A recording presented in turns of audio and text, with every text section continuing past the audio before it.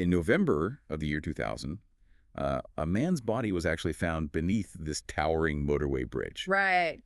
And this was on the outskirts of Turin in Italy. Yeah. And, if you're listening to this, you have to understand that this wasn't just some random tragic accident. No, not at all. This was Edoardo Agnelli. He was the only son of the most powerful industrialist in Italian history. Yeah, the direct heir to just this staggering family dynasty. Exactly. A dynasty that was so insanely wealthy that, like, at the absolute peak of their influence, their personal assets equaled roughly 4.4% of Italy's entire gross domestic product. Which is, it's a figure that almost defies comprehension, right? It really does. Let's to put that into a modern perspective for you, anyone trying to conceptualize that kind of scale.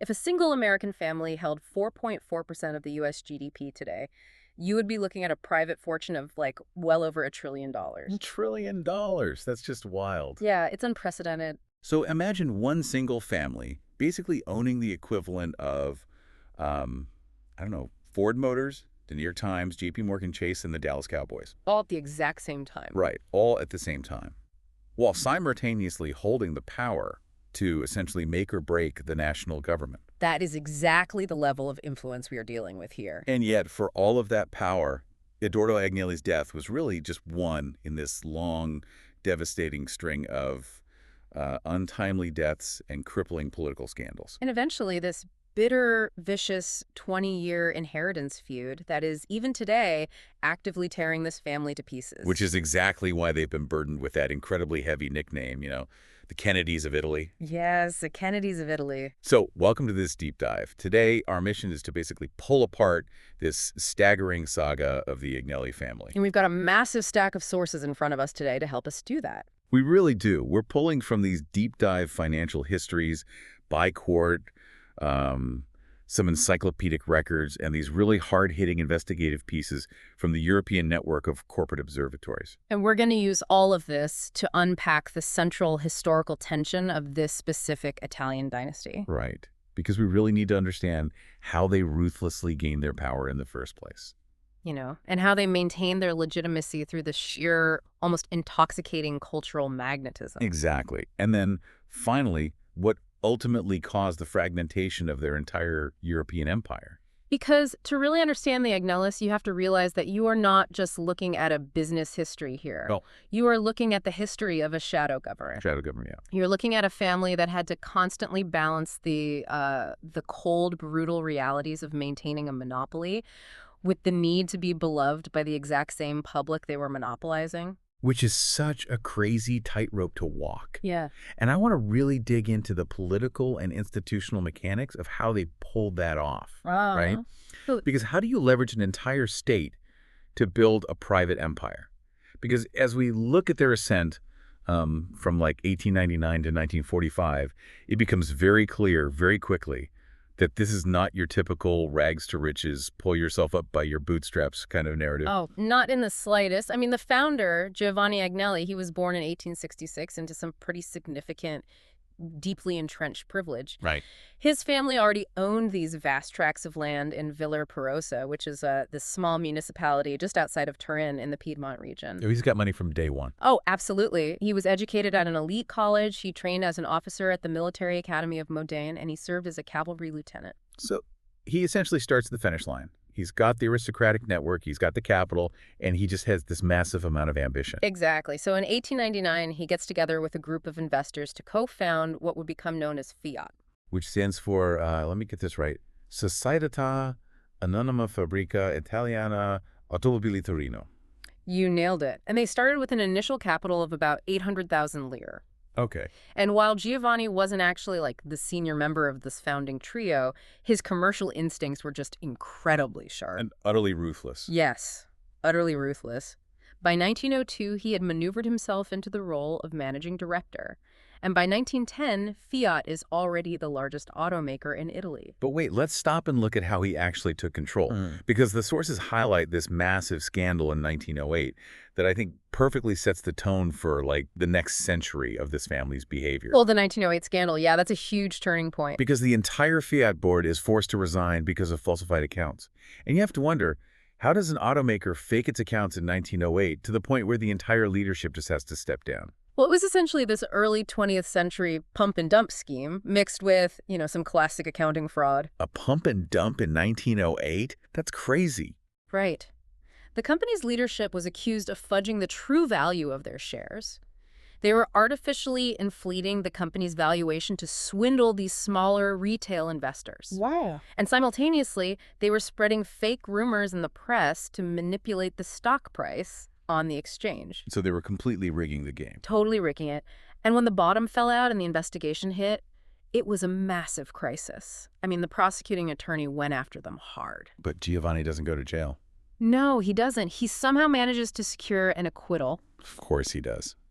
But what's really crucial here is what he does next. While everyone else is, fleeing the burning building, Giovanni uses the absolute chaos of this scandal to ruthlessly buy out his former partners for pennies on the dollar. That is just brilliant in the darkest way possible. Yeah, he completely consolidates his absolute power over the company. Which establishes this terrifyingly effective playbook for the Agnellis, right? The survival and the absolute control of the family enterprise simply supersedes the law, period. Exactly. And he applies that exact same ruthless pragmatism to how he actually scales the company.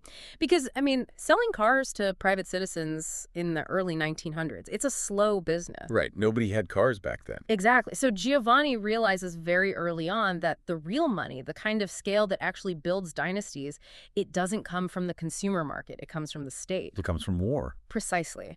First, there's the 1911 Libyan War, where Italy invades the Ottoman Empire, and then obviously the massive industrial catalyst of World War I. The numbers here are just wild. Fiat goes from having about 50 employees in their early days to over 10,000 by 1915. It's exponential growth. And then they completely pivot. They aren't just making passenger cars anymore. If you're the Italian military, Fiat is basically supplying you with everything. Trucks, machine guns, aircraft engines, ambulances. Everything the military needed, Fiat made. And I really want to pause on the mechanics of this because it's brilliant from a wealth-building perspective. The Italian taxpayer is essentially funding the massive capital expansion of this private, family-owned enterprise. Yeah, it's the ultimate setup. The state assumes all the risk of the conflict, while the private enterprise reaps the guaranteed profits of the military contracts. Must be nice. Right? And Giovanni takes all those wartime profits and he just reinvests them into production capacity on a scale that Europe had frankly never seen before. He goes to America, right? Yeah. He visits the United States, tours Henry Ford's facilities, and he comes back just completely obsessed with the assembly line. Which leads to Lingato. Yes. The result is the famous Lingato factory, which opens in 1923. That's the one with the crazy test track right on the roof, isn't it? That's the one. It was a total marvel of modern manufacturing. Raw materials would go in on the ground floor, they'd move up through the assembly lines on each level, and the finished cars would literally drive out onto the roof for testing. That is just such a flex. It really was. But Giovanni's vision went way beyond just the factory floor. He recognized that to truly insulate his wealth, he needed to control the entire ecosystem surrounding his business. So vertical integration on steroids, basically. Exactly. He doesn't just want to build cars. He wants to own the railways and the ships that transport the raw materials. He starts manufacturing tractors. He actually creates his own bank. The banking part is so crucial. Right. So if a regular Italian citizen wants to buy a Fiat, but they don't have the cash, they take a loan from the Agnelli Bank, paying interest to the Agnellis, to buy a product made by the Agnellis. He was building an inescapable economic loop. And then in 1926, he becomes the sole shareholder of La Stampa, which is, one of Turin's and really all of Italy's main newspapers. So now he controls the narrative too. Completely. And a few years earlier, in 1923, he took ownership of the Juventus Football Club, which captured the cultural and emotional loyalty of the public. Wow. So by the late 1920s, if you live in Turin, you probably work for an Agnelli factory, you read the news filtered through an Agnelli newspaper, you cheer for the Agnelli football team on the weekend, and you probably owe your debt to an Agnelli bank. That was the reality of life in Turin, and they established a holding company, IFI, in 1927 just to manage this incredibly sprawling web. And that web becomes incredibly important when we look at how Giovanni navigated probably the darkest chapter of Italian history, right? The rise of Benito Mussolini and the fascists. Yeah, because if your entire empire is built on state contracts, what do you do when the state suddenly turns fascist? Well, Giovanni doesn't hesitate. He joins Mussolini's fascist party in 1932. He's actually named a senator for life. He ensures that the fascist government's massive procurement budgets just keep flowing directly into Fiat's coffers. I mean, he basically builds the military infrastructure for Mussolini's regime. And when Italy formally allies with Nazi Germany, Fiat is right there supplying equipment that supports the German war machine. Giovanni was deeply, deeply embedded in the fascist power structure. But here's the crazy part. The moment the tides of World War II shift, like the moment it becomes perfectly clear that Mussolini is going to fall and the Allies are going to win, Giovanni pivots. Just immediately. Yeah, he immediately starts expressing support for the Americans. It is the ultimate display of ideological flexibility. I mean, just zero hesitation. Astounding. Now, after the war ends in 1945, there are some consequences. Giovanni is temporarily stripped of his possessions and his leadership roles due to his deep ties to the fascist regime. Right. But the company itself, the infrastructure, it survives completely intact. Looking at this, it almost feels like the early Agnelli empire was basically a casino, and the family was the house. Wait, how do you mean? Well, think about it. In a casino, it doesn't matter who is sitting at the table throwing the dice, right?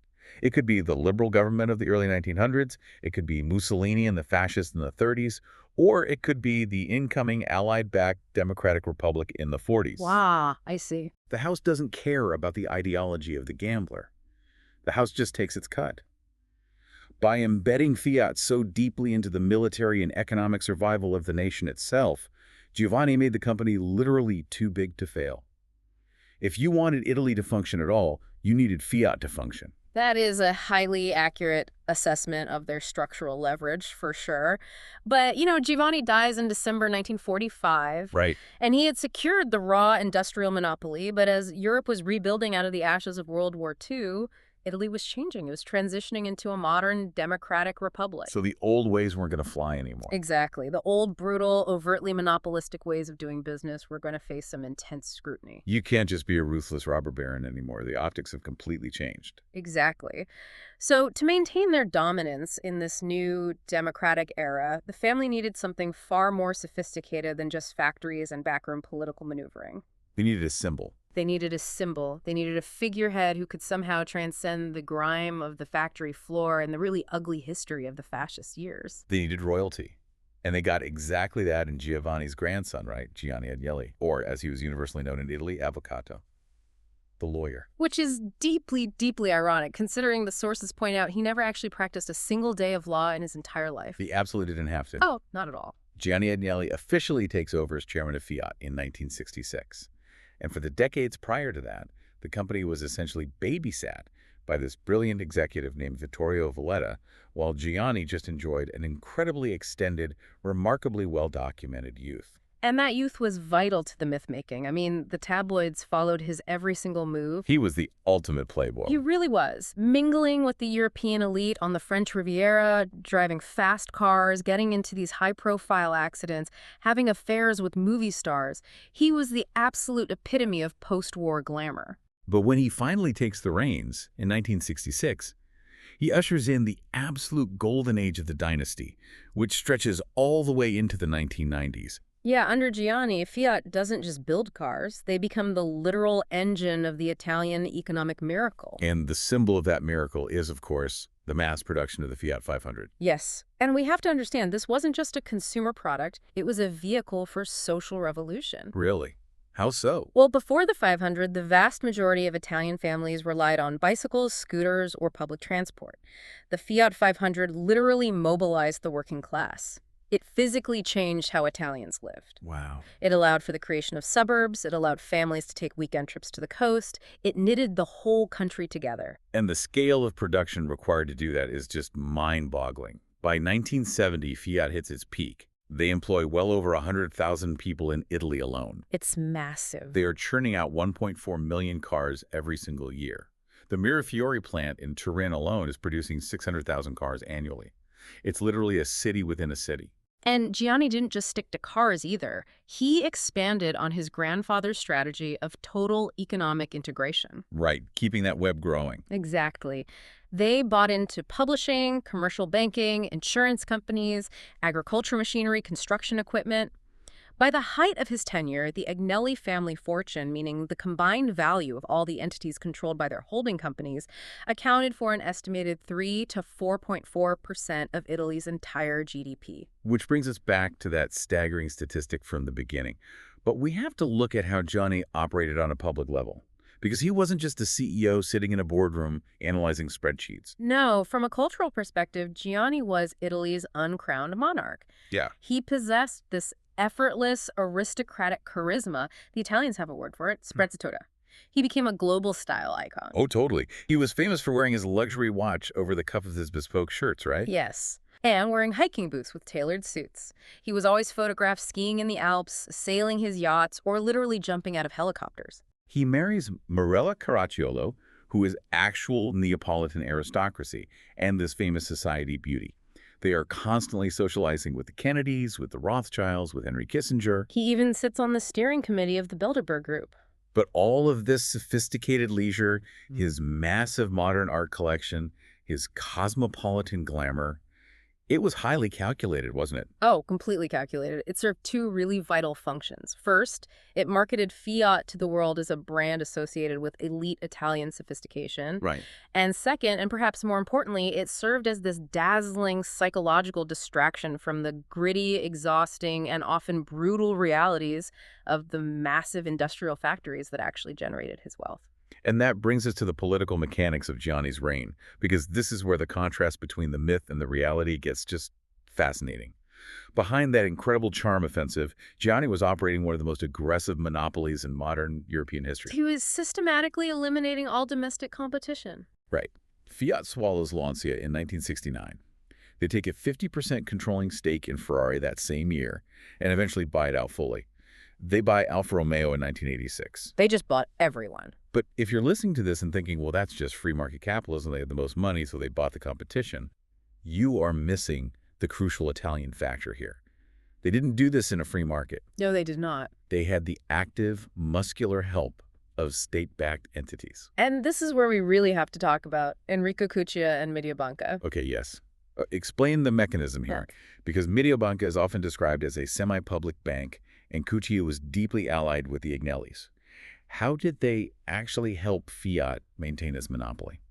So Mediobanca was an investment bank that wielded enormous power over Italian capitalism. It was technically state-controlled, but it basically operated as the central node for Italy's private corporate elite. Okay.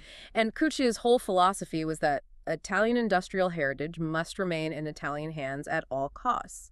So take the Alfa Romeo acquisition in 1986 as an example. Right. Ford Motors, the massive American giant, comes in and makes a highly lucrative offer to buy Alfa Romeo. And theoretically, the seller should just take the best offer, right? In a pure free market, yes. But Alfa Romeo was state-owned at the time through a government holding company. So Cuccia and his political allies actively intervened to block the Ford deal. Wow. They brokered a backroom arrangement where Fiat was allowed to acquire Alfa Romeo for a lower upfront price than Ford offered.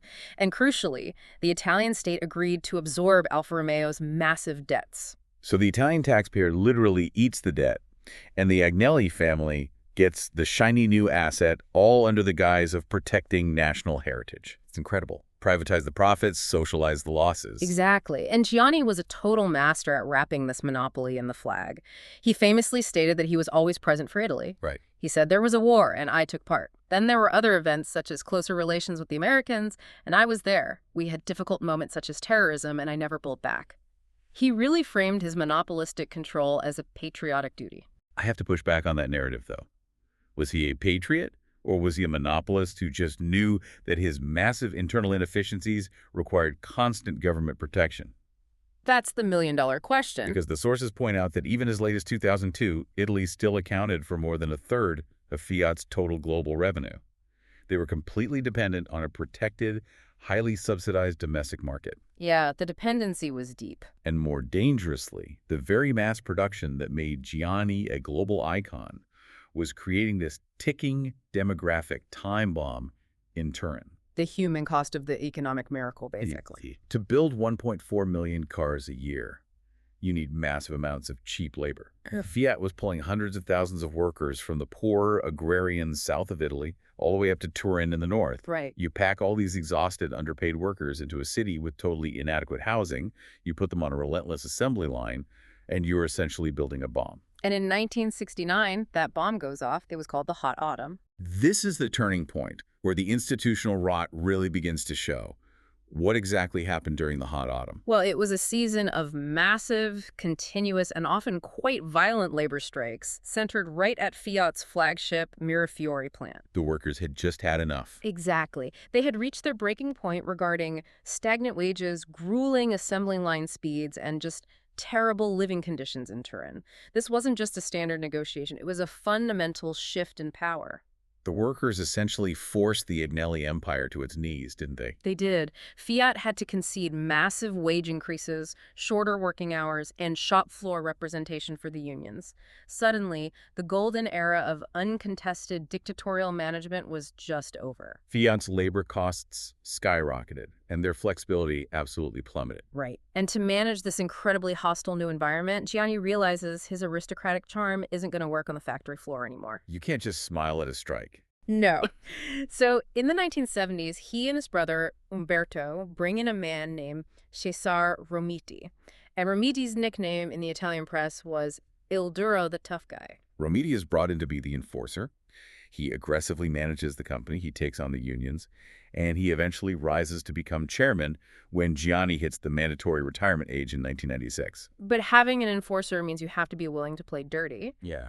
And Romiti's tenure exposes the deeply corrupt underbelly of how business was actually done in Italy. Which culminates in the 1992 Mani Pulite, or Clean Hands, investigation. Yes. If you aren't familiar with Italian history, Mani Pulite was an absolute earthquake. Right. It was a nationwide judicial probe into a system of systemic political corruption that the media dubbed Tangentopoli, which literally translates to Bribesville. It was everywhere. It revealed that practically every major infrastructure project, every state contract, involved massive kickbacks to politicians. The entire political establishment essentially collapsed, and senior Fiat executives were caught right in the middle of it.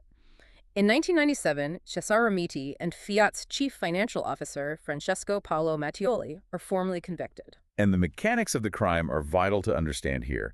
They were convicted of falsifying company accounts, committing tax fraud, and operating these illicit slush funds. For over a decade. Right. From 1980 all the way through 1992, Fiat executives were taking company money, moving it off the books, and literally using it to hand over briefcases of cash to political parties. They were essentially buying political stability and favorable legislation. When Romiti was convicted, it was proof that Italy's corporate crown jewel operated entirely above the law. But wait, if the chairman and the CFO are convicted of running a decade-long bribery slush fund, what happens to Gianni Agnelli? He's the patriarch. He owns the company. Nothing, absolutely nothing happens to him. He remains completely untouched by the magistrates. How is that even possible? This is where the sheer power of the Agnelli myth becomes so evident. Gianni was never formally implicated, despite publicly defending Romiti and Mattioli's actions. That's wild. The Italian public, the media, and even the judiciary were so psychologically dependent on Gianni Agnelli as a symbol of Italian success that they literally couldn't bear to topple him. Wow. As the political scientist Professor Gaspar Nivola noted, Italian society celebrated a common sense of belonging and national identity through Gianni. To attack him legally was, in a very real sense, to attack Italy's self-image. It's the ultimate feudal kingdom structure. You have Gianni as the king, floating high above the fray, his bespoke suits and his hands staying perfectly clean. Right. And then you have Romiti as the knight down in the mud, covered in blood, doing the dirty, illegal work required to keep the kingdom secure. And the king just gets to look the other way. It was an incredibly effective political shield. Gianni could insulate himself from the law, from the unions, from the press. But there was one thing that all his wealth, all his art, and all his cultural power could not protect him from. The biological reality of succession. The curse. Yes. You can engineer a monopoly, you can engineer a car engine, but you cannot engineer a son. That is so true. The psychological toll of being born into the Agnelli dynasty was immense, and the pressure to lead this massive, politically entangled empire crushed those who didn't fit the precise mold required. Let's talk about the human cost here, because it is devastating, and it's why that Kennedys of Italy comparison is just so apt. The tragedies start early. Gianni's brother Giorgio was diagnosed with schizophrenia and died in a Swiss clinic in 1965 at the age of 35. It's awful, but the true crisis of the dynasty centers on the question of who would succeed Gianni. The natural biological heir was his only son, Edoardo III. And Edoardo is a fascinating, truly tragic figure, because he was the exact opposite of a ruthless industrialist. He was a deeply spiritual, sensitive man. He studied Eastern religions. He lived in New York. He traveled to India. He eventually converted to Shia Islam and changed his name to Mahdi. He was just fundamentally mismatched with the brutal realities of global capitalism. Completely. And he openly struggled with the immense, suffocating weight of his family's legacy. He felt deeply alienated from the corporate machine his father had built. He explicitly did not want to be a capitalist king. And in November 2000, as we mentioned at the very beginning of this deep dive, Edoardo was found dead after falling from a motorway bridge on the outskirts of Turin. He was only 46 years old. It was a shattering blow to the family. But from a corporate perspective, the succession crisis had already begun well before that. Right. With Edoardo clearly unwilling and unable to take the reins, Gianni had spent years grooming his nephew, Giovannino Agnelli, to be the future of the empire. Giovannino was, by all accounts, brilliant, wasn't he? He was. He was seen as the bright, capable, modern future of Fiat. But tragically, he was diagnosed with a rare, highly aggressive form of cancer and died in 1997. He was only 33 years old. So in the span of just a few years, the entire planned succession architecture of Italy's most important company is just wiped out. Gianni is forced to bypass an entire generation. In 1997, he taps his grandson, John Elkann, who was only 21 years old and literally still in university at the time, as his ultimate heir. And this vacuum in leadership coincides with a catastrophic financial crisis. Gianni Agnelli dies in 2003 after a long battle with prostate cancer. And then his brother Umberto briefly takes over, but Umberto dies just 16 months later in 2004. The old guard is entirely gone. And the company they left behind is bleeding out. Let's look at the financial mechanics of Fiat in the early 2000s, because it's bleak. Yeah. Between 2001 and 2004, they are losing over 6 billion euros. Wow. Their cars aren't selling, their quality control is terrible, and their debt is astronomical. They're forced to take a massive 3 billion euro convertible loan from a consortium of creditor banks. And we should definitely explain what a convertible loan means in this context, because it represents the potential end of the family's control. Right. So a convertible loan means the banks hand Fiat 3 billion euros in cash just to keep the lights on. But there's a huge catch. If Fiat cannot pay that money back by a specific deadline, the debt converts into equity. Meaning the banks would instantly take ownership of Fiat. Exactly. The Agnelli family would be totally wiped out. They were inches away from total bankruptcy and the loss of their century-old empire. It proves a critical point about the danger of dynastic wealth. As the former union leader Sergio Garavini claimed at the time, Fiat in 2004 looked exactly like the Austro-Hungarian Empire just before World War I. Bloated and decaying. Yeah, a decaying institution falling to pieces while the royal court was distracted by fighting over succession. It raises a tough question, though. Did the family's absolute obsession with maintaining strict bloodline control blind them? Were they so focused on having someone with Agnelli DNA at the helm that they just ignored the urgent need to bring in professional, outside management a decade earlier? The evidence certainly suggests that their insistence on family control left them structurally vulnerable when tragedy decimated their ranks. So, you have a 20-something John Elkann left, holding the bag. He's inheriting a burning building. And he has to make a choice. A massive choice. He can cling to the old, romanticized Italian ways, keep management in-house, and inevitably watch the banks take the company. Or he can bring in an outsider with a mandate to ruthlessly gut and transform the empire, regardless of the cultural cost. Elkann chose the latter, and this initiates the resurrection and the profound metamorphosis of the Agnelli Empire from 2004 to the present day. Elkann makes arguably the most important decision of his life.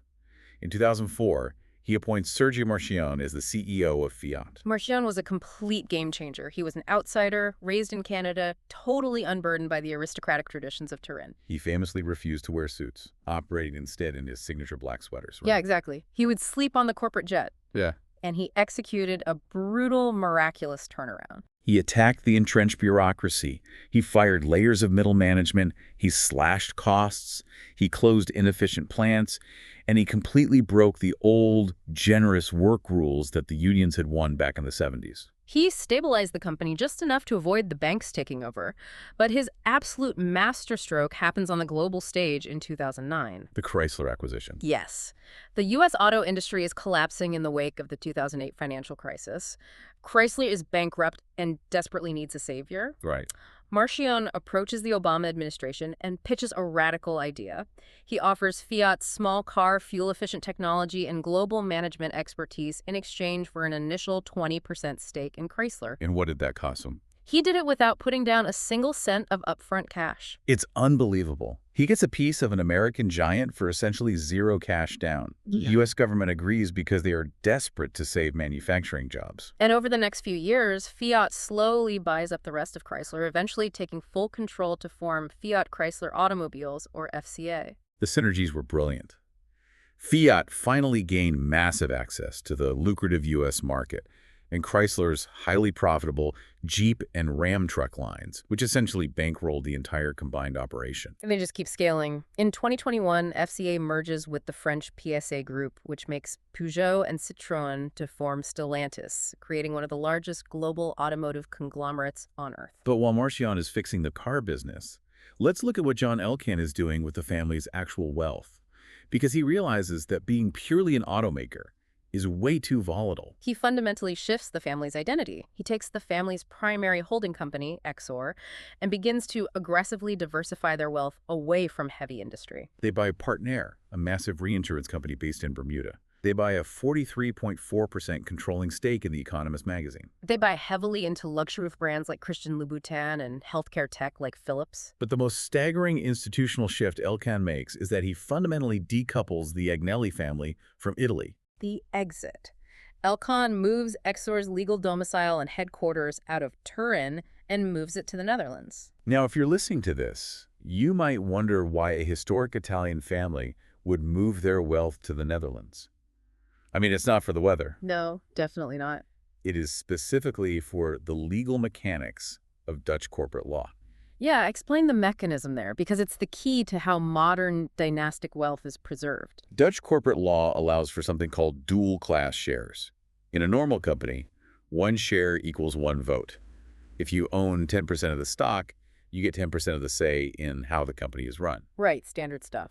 But with dual-class shares, you could create a special class of stock where one share equals 10 votes. Which means the Agnelli family can sell off vast amounts of the economic value of their companies to the public to raise billions in capital.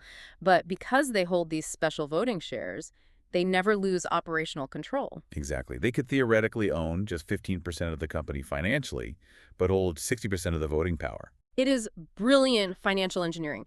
By moving Exor to the Netherlands and eventually merging Fiat into Stellantis, which is also headquartered in the Netherlands, Elkann severed the chains. The Agnellis were no longer dependent on Italian politicians for subsidies. They were no longer bound by the fierce Italian labor unions. Listening to this, it almost sounds like a hermit crab changing shells.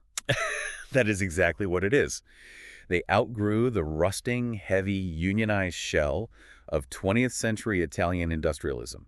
They scuttled across the border, and they slipped into this sleek, lightweight, tax-efficient shell of Dutch corporate law and international holding companies. But this raises a profound cultural question. I mean, the Agnellis built their entire legitimacy on being the Kennedys of Italy. Their myth was tied to the Italian soil. Right. What happens to that myth when they offshore their wealth? How do they maintain their cultural power? Because they can't just become faceless offshore financiers. Right. Nobody worships a Dutch holding company. Precisely. They solved this by substituting their heavy industrial identity for a purely emotional luxury identity. Look at what Exor kept in Italy. They retained their controlling stakes in Ferrari and the Juventus Football Club. The cultural anchors. Exactly. Ferrari and Juventus aren't just businesses, they are the emotional heart of Italian pride. By maintaining absolute control over the nation's premier racing team and its most beloved football club, the Agnellis maintain their status as Italian royalty in the eyes of the public. They get to keep the glamour and the myth, while the actual sprawling financial wealth is safely protected in diversified offshore accounts. John Elkann successfully saved the family's wealth. He modernized the empire and secured it for the 21st century.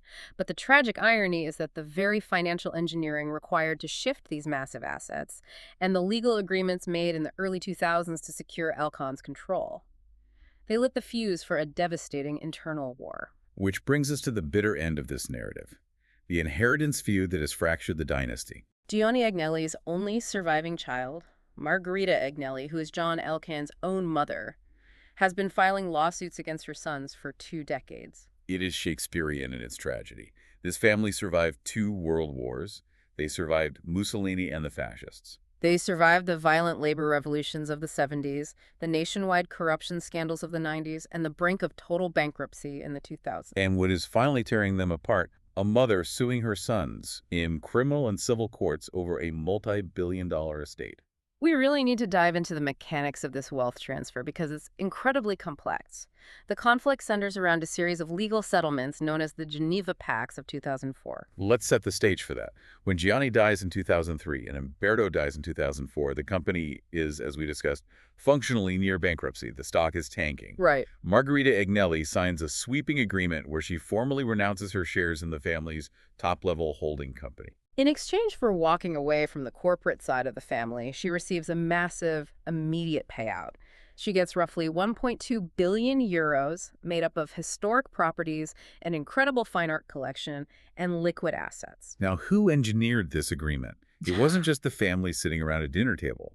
It was orchestrated by Gianni's longtime old-school courtiers, his advisors, Gianluigi Gabbetti and Franzo Grande Stevens. And we should note exactly who these advisors are. These are the men who manage the shadows. Very much so. In fact, these same 2 advisors were fined by Italy's market regulator, Consob, in 2007 for engaging in highly complicated illegal equity swaps just to help the family retain their 30% controlling stake in Fiat during that exact same debt crisis. They were ruthless operators. Gabbetti and Grande Stevens were fiercely loyal to the idea of the empire. Their allegiance was to the throne, not necessarily to the bloodline. Right. They engineered the Geneva Pacts specifically to ensure that the corporate structure remained totally intact and firmly under the control of the designated heir, John Elkann. Their goal was to actively sideline any dissenting family members, including the patriarch's own daughter who might want to cash out or interfere with the turnaround. But the feud gets even deeper. The second part of the pact involved Margherita's mother,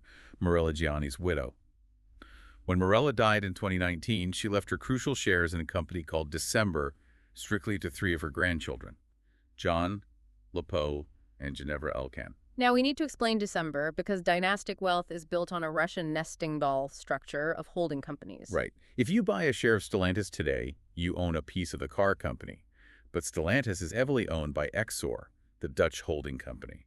Exor, in turn, is controlled by a family partnership called Giovanni Agnelli BV, which represents dozens of descendants. But sitting at the very, very top of that pyramid, controlling the largest voting block of that partnership, is a private company called December. If you control December, you control Exor. You control Exor, you control the empire. And Morella left her shares in December only to Margherita's first 3 children, the Elkanns. Which completely cut out Margherita's 5 children from her second marriage to a man named Serge de Paulin. So Margherita is now aggressively suing to annul those original 2004 Geneva Pacts. She is claiming that she was actively defrauded by the family's advisors. She alleges she was given incomplete information about the true scale of her father's estate. Yes. She claims there was massive hidden offshore wealth she wasn't told about, and she is citing complex tax irregularities regarding her mother's residency to try and break the legal agreements. Her stated goal is to bring all those shares back into the central estate so that her 5 de Paulin children can receive their fair biological inheritance. But the fallout is incredibly toxic. It's gotten really ugly. The Elkann brothers have had their offices raided by the financial police because of their mother's complaints. They have publicly released statements saying they feel immense grief and pain over her accusations. If we look at this impartially, you can see the profound tragedy from both perspectives here. Oh, absolutely. From the Elkann camp's perspective, Margherita signed a legally binding deal. She took 1.2 billion euros in hard assets at a time when the corporate side of the family was essentially worthless and drowning in debt. Right. And now that John has spent 20 years turning Exor into a massive global success, they view her as just having seller's remorse. They see her as an outsider trying to tear down the empire. John worked his whole life to rebuild. But from Margherita's perspective, you can absolutely understand her rage. She feels she was systematically defrauded by a patriarchal corporate machine. Yeah. She looks at Gabbetti, Grande Stevens, and her own son, and she sees a group of men who prioritize the preservation of a corporate entity over a daughter's birthright. She argues she was lied to about the true extent of her father's wealth, simply so that John could have absolute dictatorial power over the family's legacy. And so, we arrive at the end of this incredibly complex narrative. We have traced the Agnelli arc from Giovanni's opportunistic wartime manufacturing, building an industrial behemoth heavily subsidized by the Italian state. We saw how Gianni, l'Avvocato, took that brutal monopoly and cloaked it in the golden, intoxicating glamour of the Italian economic miracle, cementing the family as untouchable cultural royalty. We watched the empire almost collapse under the sheer weight of political scandal, systemic inefficiency, and the tragic biological curse of succession that decimated the family tree.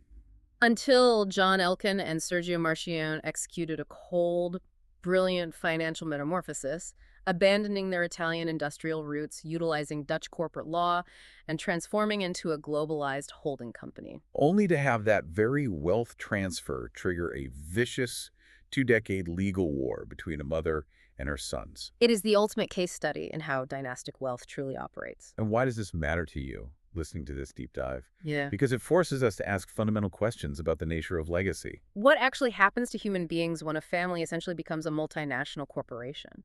Is it actually possible to maintain both a unified, loving family and a multi-billion-dollar, multi-generational empire? The historical evidence of the Agnelli dynasty suggests that the two might be entirely mutually exclusive. You must sacrifice one to save the other.